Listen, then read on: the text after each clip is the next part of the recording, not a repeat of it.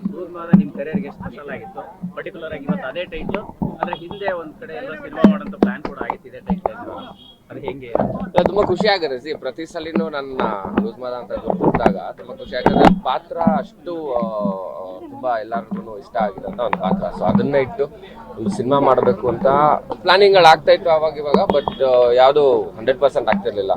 So ಈಗ ಅದೇ title ಇಟ್ಟು ಮಾಡಬೇಕು ಅಂತ ಒಂದು ನಿರ್ಧಾರ ಮಾಡಿ ಇವತ್ತು ಸ್ಟಾರ್ಟ್ ಮಾಡಿದ್ದೀವಿ ಸಿನಿಮಾ. ಅಂಡ್ ಏನಕ್ಕೆ ಲೂಸ್ ಮಾದ ಇಟ್ವಿ ಅಂತಂದ್ರೆ ಆ ಸಿನಿಮಾಗೆ ಆ ಕ್ಯಾರೆಕ್ಟರ್ ಅಷ್ಟು ಎಫೆಕ್ಟಿವ್ ಆಗಿರೋದ್ರಿಂದ ಸೊ ಇದೇ ಹೆಸರನ್ನ ಇಟ್ಟು ಮಾಡೋಣ ಅಂತ ಸ್ಟಾರ್ಟ್ ಮಾಡೋದು. ಆಕ್ಚುಲಿ ನನಗೆ ಫಸ್ಟ್ ಇಷ್ಟ ಇರ್ಲಿಲ್ಲ ಇದು ಇಡಬೇಕು ಅಂತ. ಬಟ್ ಕಥೆಯನ್ನು ಅವ್ರು ನನ್ಗೆ ಯಾವಾಗ ಎಕ್ಸ್ಪ್ಲೇನ್ ಮಾಡಕ್ ಶುರು ಮಾಡಿದ್ರು ಆವಾಗ ಲೂಸ್ ಮಾದ ಅಂದಿಟ್ರೆ ತುಂಬಾ ಚೆನ್ನಾಗಿದೆ. ಯಾಕಂದ್ರೆ ಆ ಸಿನಿಮಾದಲ್ಲೂ ಅಷ್ಟೇ ಅವ್ನು ಯಾರ ಮಾತು ಕೇಳ್ತಿರ್ಲಿಲ್ಲ, ಅವ್ನು ಏನ್ ಇಷ್ಟನೋ ಅದೇ ಮಾಡ್ತಿದ್ದ. ಸೊ ಈ ಸಿನಿಮಾ ಡೆಫಿನೆಟ್ಲಿ ಅದೇ ತರ ಇದೆ. ಅಂಡ್ ಪರ್ಸನಲ್ ಲೈಫಲ್ಲೂ ಸ್ವಲ್ಪ ಅದು ಹಂಗೆ ಇರೋದ್ರಿಂದ ಸೊ ಅದೇ ಇಟ್ರೆ ಚೆನ್ನಾಗಿರುತ್ತೆ ಅಂತ ಹೇಳಿ ಸ್ಟಾರ್ಟ್ ಮಾಡ್ತಾ ಇದ್ದೀವಿ. ಹೋಗಿ ನೀವು ಹೇಳ್ತಾ ಇದ್ರೆ ಯಾರ ಮಾತು ಕೇಳಲ್ಲ ಒಂದೊಂದ್ಸರಿ ಅನ್ಸುತ್ತಾ ನಿಮ್ ಸಿನಿಮಾ ಜರ್ನಿಲೂ ಕೆಲವು ಸಾರಿ ಕೆಲವು ಮಾತುಗಳು ಕೇಳಿದ್ರೆ ಇಲ್ಲ ಅದು ಕೇಳಿದ್ರೆ ಅಂದ್ರೆ ಏನಾಗುತ್ತೆ ಗೊತ್ತಾ, ಅದು ಸಿಚುವೇಶನ್ ತಕ್ಕನಂಗೆ ಅದು ಆಗೋಗುತ್ತೆ. ಇವಾಗ ನಾನೇನ್ ಎಲ್ಲ ಕೆಲವು ಸಲ ಹೆಂಗಾಗ್ಬಿಡತ್ತೆ ಅಂದ್ರೆ ನಮ್ ಸಿಚುಯೇಷನ್ ಹೆಂಗಿರುತ್ತೆ ಅದ್ರ ಪ್ರಕಾರ ನಡಿಬೇಕಾಗತ್ತೆ. ಸೊ ಹಂಗಾಗಿ ಸೊ ನನ್ನ ಲೈಫಲ್ಲಿ ಏನ್ ಮಾಡ್ಬೇಕು ಅನ್ಕೊಂಡು ಅದು ಮಾಡಿದೀನಿ. ಸೊ ಇವಾಗ ಏನ್ ಮಾಡ್ಬೇಕು ಏನ್ ಮಾಡಬಾರ್ದು ಅಂತ ನೀಟಾಗಿ ಗೊತ್ತಿರೋದ್ರಿಂದ ಸೊ ಇದನ್ನ ಮಾಡ್ಕೊಂಡು ಹೋಗ್ತಾ ಇದ್ದಾರೆ. 2 ವರ್ಷದ ಜರ್ನಿ ಸದ್ಯಕ್ಕೆ ಕನ್ನಡ ಇಂಡಸ್ಟ್ರಿಯ ಸ್ಥಿತಿ ಇರುತ್ತೆ. ಜೊತೆಗೆ ಒಂದು ವಿಚಾರ ಕೇಳಿ ಬರ್ತಾನೆ ಇದೆ, ಇಂಡಸ್ಟ್ರಿಯ ಒಗ್ಗಟ್ಟಿನ ವಿಚಾರ. ಇಂಡಸ್ಟ್ರಿಯಲ್ಲಿ ಒಂದಿಲ್ಲ, ಲೀಡ್ ಇಲ್ಲ, ಅದನ್ನ ನೀವ್ ಹೆಂಗೆ ರಿಸೀವ್ ಮಾಡ್ತಿರ್ತೀರಿ? ಸರ್ ಇಲ್ಲ, ಆಕ್ಚುಲಿ ಏನ್ ಗೊತ್ತಾ, ಲೀಡರ್ ಇಲ್ಲ ಅನ್ನೋದಕ್ಕಿಂತ ಒಬ್ಬ ಲೀಡರ್ಗೋಸ್ಕರ ಯಾಕೆ ವೇಟ್ ಮಾಡೋದು? ನಾವೆಲ್ಲರೂ ಸೇರ್ಬೋದಲ್ವಾ ಒಂದ್ ಜಾಗದಲ್ಲಿ ಸೇರ್ಬೋದು. ನಮ್ದೇ ಆರ್ಟಿಸ್ಟ್ ಅಸೋಸಿಯೇಷನ್ ಇದೆ, ಪ್ರೊಡ್ಯೂಸರ್ ಅಸೋಸಿಯೇಷನ್ ಇದೆ, ಫಿಲ್ಮ್ ಚೇಂಬರ್ ಇದೆ. ಸೊ ಎಲ್ಲರೂ ಒಂದ್ ಕಡೆ ಸೇರ್ಬೇಕದು. ಸೇರಾದ್ಮೇಲೆ ನೋಡೋಣ ಯಾರು ಲೀಡರ್ ಆಗ್ತಾರೆ ಏನೋ ಅನ್ನೋದು. ಬಟ್ ಎಲ್ಲರೂ ಒಂದ್ ಕಡೆ ಸೇರ್ಲಿ, ಮೊದಲು ಸೇರ್ಬೇಕು. ಮುಂಚೆ ಆದ್ರೆ ಸಾಕಷ್ಟು ಕಾರ್ಯಕ್ರಮಗಳಾಗೋದು, ಅವಾರ್ಡ್ ಫಂಕ್ಷನ್ಗಳಿರ್ಬೋದು ನಮ್ಮಲ್ಲೇ ನಡೀತಿತ್ತು. ಪ್ರತಿಯೊಂದು ಚಾನಲ್ ಅವ್ರು ಮಾಡ್ತಿದ್ರು, ಎಲ್ಲ ಆಯ್ತು. ಈಗ ಅದೆಲ್ಲ ಸ್ಟಾಪ್ ಆಗಿರೋದ್ರಿಂದ ಯಾರು ಎಲ್ಲೂ ಸಿಗ್ತಾ ಇಲ್ಲ. ಸೊ ಅವ್ರವ್ರ ಕೆಲ್ಸದಲ್ಲಿ ಅವ್ರು ಬಿಸಿ ಇದಾರೆ. ಒಗ್ಗಟ್ಟಿಲ್ಲ ಅನ್ನೋದು ಅಷ್ಟೊಂದು ಸರಿ ಅನ್ಸಲ್ಲ ನನಗೆ. ಎಲ್ಲರೂ ಸಿಕ್ತಾಗೆಲ್ಲ ಚೆನ್ನಾಗೇ ಇರ್ತೀವಿ. ಸೊ ಅದು ಹಂಗೆ ಇರುತ್ತೆ. ಆಕ್ಟಿವ್ ಅಂತ ನೀವು ಒಂದಷ್ಟು ನಟರು ಅದ್ರ ಬಗ್ಗೆ ಮಾತಾಡಿ, ಯಾಕಂದ್ರೆ ಕಲಾವಿದರ ಸಂಘದಲ್ಲಿ ಚುನಾವಣೆಗೆ ಎಷ್ಟೋ ವರ್ಷ ಆಯ್ತು, ಮತ್ತೆ ಅದ್ರ ಬಗ್ಗೆ ಯಾರು ಗಮನ ಹರಿಸ್ತಾ ಇಲ್ಲ. ಅವ್ರವ್ರ ಕೆಲ್ಸದಲ್ಲಿ ಅವ್ರು ಬ್ಯುಸಿ ಆಗಿ ಹೋಗಿದ್ದಾರೆ. ಸೊ ಎಲ್ರಿಗೂ ಇದೊಂದು ವಿಷಯ ತಲುಪಿಸ್ಬೇಕು. ಈಗ ಇವಾಗ ಸಾಕಷ್ಟು ಜನ ಇದಾರೆ ನಮ್ಮ ಚೇಂಬರ್ ಅಲ್ಲಿ ಇದಾರೆ. ಸೊ ಅವ್ರೆಲ್ರು ಮುಂದೆ ನಿಂತು ಮಾಡಿದ್ರೆ ಆಗುತ್ತೆ ಅದು. ಸೊ ಸಿ ದಟ್ಸ್ ನ್ಯಾಚುರಲ್ ಅದು. ಸರ್ ನಿಮ್ಮನೇಲಿ ಒಬ್ರು ಹೆಣ್ಮಕ್ಳು ಇದ್ದಾರೆ, ನೀವು ಕೂಡ ಹೆಣ್ಮಕ್ಳು ಅಂತ ಇದ್ದಾಗ ತುಂಬಾ ಪ್ರೀತಿಯಿಂದ ಕಾಣ್ತೀವಿ. ಸೊ ಈಗ ಪ್ರೆಸೆಂಟ್ ಸಿಚುವೇಶನ್ ನಿಮ್ಗೆ ಗೊತ್ತಿದೆ, ಹೆಣ್ಮಕ್ಳಿಗೆಲ್ಲೋ ಕುತ್ಕೊಂಡು ಕೆಟ್ಟ ಸಂದೇಶಗಳನ್ನ ಕಳ್ಸೋದು, ಅಶ್ಲೀಲ ಸಂದೇಶಗಳನ್ನ ಕಳ್ಸೋದು ಇಂಡಸ್ಟ್ರಿ ನಿಮ್ಮ ಇಲ್ಲ ಆತರ ಮಾತಾಡೋರ್ಗೆ ಆತರ ಮೆಸೇಜ್ಗಳು ಮಾಡೋ ಕರ್ಕೊಂಬಂದ್ ಸುಪ್ಲಿಲ್ ಹೊಡಿಬೇಕು.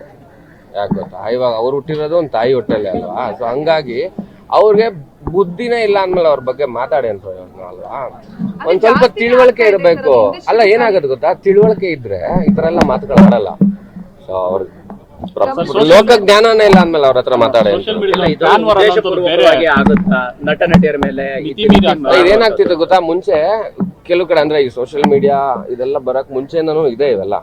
ಫ್ಯಾನ್ಸ್ ಇನ್ನೊಬ್ರಿಗೆ ಬೈಯೋದು ಈ ತರ. ನನಗೆ ಯಾರೋ ಒಂದು ಸುಮಾರು ವರ್ಷದ ಮುಂಚೆ ಬೇರೆ ಯಾರೋ ಹೀರೋ ಯಾರು ಅಂತ ನನಗೂ ಗೊತ್ತಿಲ್ಲ, ಬಟ್ ನಮ್ಮ ಬಾಸ್ ಮುಂದೆ ನೀನೇನೋ ಅಂದ್ಬಿಟ್ಟು ಒಂದ್ಸಲಿ ಬ್ಲೇಡಲ್ಲಿ ಕುಯ್ದು ಬಿಡಿದ ಆಯ್ತಾ. ಸೊ ಅವಾಗಿನೂ ನಡೀತಿದೆ. ಇವಾಗ ಏನಂದ್ರೆ ಈ ಸೋಷಿಯಲ್ ಮೀಡಿಯಾ ಇರೋದ್ರಿಂದ ಎಲ್ಲರೂ ಕಾಮೆಂಟ್ಸ್ ಓದ್ಬೋದು, ಪ್ರತಿಯೊಂದು ಏನೋ ಡೈರೆಕ್ಟ್ ಮೆಸೇಜ್ಗಳು ಕಳಿಸ್ತಾ ಇದ್ದಾರೆ. ಸೊ ಈ ತರ ಆಗ್ತಿರೋದ್ರಿಂದ ಇದು ಜಾಸ್ತಿ ಆಗ್ತಿದೆ. ಬಟ್ ಇದೆಲ್ಲ ನಿಲ್ಲೇಬೇಕು.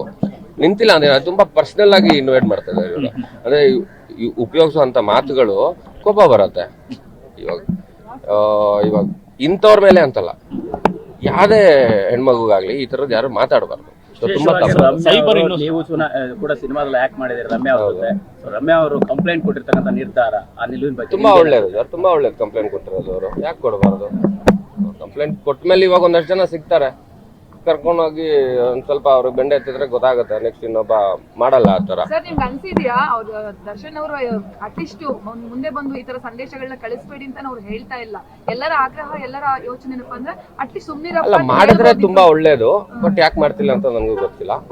ಸೊ ಮಾಡಿದ್ರೆ ತುಂಬಾ ಒಳ್ಳೇದು. ಅವರು ಬಂದು ಹೇಳ್ಬೇಕು. ಇವಾಗ ಅವ್ರ ಫ್ಯಾನ್ಸ್ ಅವ್ರ ಮಾತು ಕೇಳ್ತಾರೆ. ಸೊ ಹಂಗಾಗಿ ಅವ್ರು ಹೇಳಿದ್ರೆ ಇದಕ್ಕೆಲ್ಲದಕ್ಕೂ ಒಂದು ಸ್ಟಾಪ್ ಆಗುತ್ತೆ. ಬಟ್ ಗೊತ್ತಿಲ್ಲ ಏನಾಗ್ತಿದೆ ಅನ್ನೋದು. ಅಂಡ್ ನಿಜವಾಗ್ಲೂ ಅವ್ರ ಫ್ಯಾನ್ಸ್ ಅನ್ನ ಅಥವಾ ಯಾರ್ಯಾರು ಮಾಡ್ತಿದಾರೆ ಅನ್ನೋದು ಗೊತ್ತಾಗಲ್ವಲ್ಲ.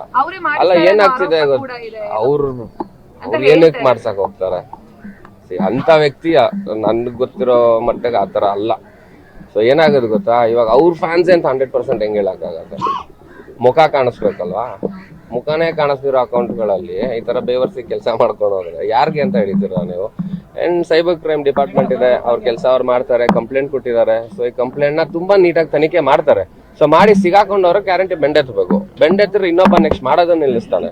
ಮತ್ತೆ ಏನಾಗುತ್ತೆ ಇವಾಗ ನಮಗೆ ಭಯ ಆಗುತ್ತೆ, ನಾವು ಯಾರ ಬಗ್ಗೆ ಏನಾದ್ರು ಕಮೆಂಟ್ ಮಾಡಬೇಕು ಅಂದ್ರೆ ಭಯ. ಯಾಕೆ ಗೊತ್ತಾ, ನಾನು ಹೆಂಡ್ತೀನಿ, ನನ್ನ ಮಗು, ನಮ್ಮ ತಾಯಿಗೆ ಸಂಬಂಧನೇ ಇರಲ್ಲ, ಅವ್ರ ಬಗ್ಗೆ ಮಾತಾಡ್ತಾರೆ ಅಲ್ವಾ? ಇವಾಗ ಆ ಕೋಪ ಖಂಡಿತವಾಗ್ಲೂ ಕೋಪ ಬಂದೇ ಬರುತ್ತೆ ಅಲ್ವಾ? ಸೊ ಅದು ಮಾಡಬಾರ್ದು, ನಿಲ್ಬೇಕದು. ಸೊ ನಿಂತ್ರೆ ತುಂಬಾ ಒಳ್ಳೇದು.